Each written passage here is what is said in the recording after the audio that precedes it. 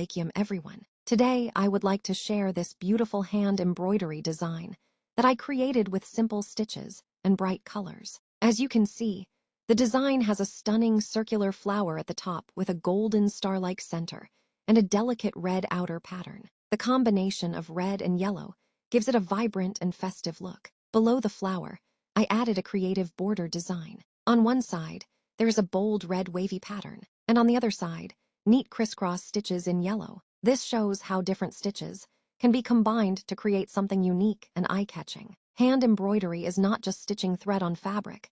It is patience, creativity, and love woven together. Even simple stitches can look elegant when placed thoughtfully. This design proves that with basic techniques and a little imagination, anyone can create beautiful artwork by hand. Thank you.